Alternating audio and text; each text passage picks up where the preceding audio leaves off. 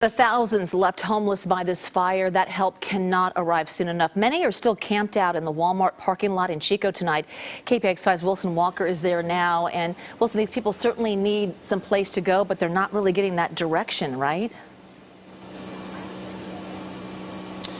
Well, it kind of depends on who you ask out here, Juliet. We'll have more on the future of this encampment at the Walmart in a moment. But first, some kind of good news just across the street over at the former Sears building.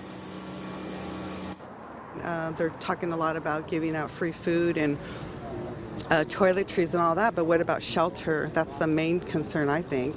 Food, clothes, water, really not much of a concern on day 10 of this disaster. The challenge here is very much housing. You start with the fact that the car fire was very close to here, so there weren't a lot of places to go yet because everybody was filling hotel rooms already.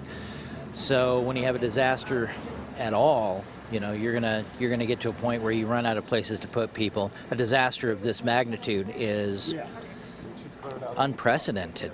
FEMA, now running a one-stop service center out of the old Sears building, has launched its housing assistance program, but that doesn't mean there will suddenly be more places to stay, at least not around here.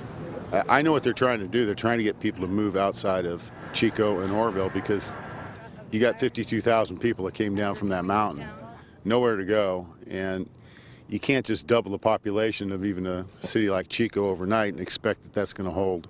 I'll just ask, it seems to me like you're going to have to move people a lot further away from here to find housing. Probably. That would be a what's probably going to happen. You know, we want to try to keep them, bring them back in, but we have to, you know, right now get them the shelter that they need. The notion that there's just nowhere to stay is why some are packing up cars for trips to other cities, even other states. And if you want to understand just how many fire victims are still desperate for a place to go, just drive around this county and look at the number of people still packed in shelters, cars, and tents. It's a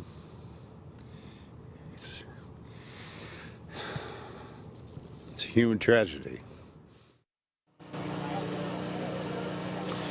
Okay, so I tried to lay this out at 5. I think there's sort of two tracks of response. There is the official response, picking up speed over there from FEMA, helping people out. But then you have all the people who haven't been pulled into that stream yet, the folks who are in these sort of unofficial makeshift shelters, a bit like the one here at the Walmart. I think what needs to happen is sort of a combining of those two efforts, and I think that's what officials are getting at now, Juliet. Oh my gosh, day in and day out of trying to figure it out. And then for the people at the Walmart, are they planning to stay there, or what are some of their plans, I guess, short term?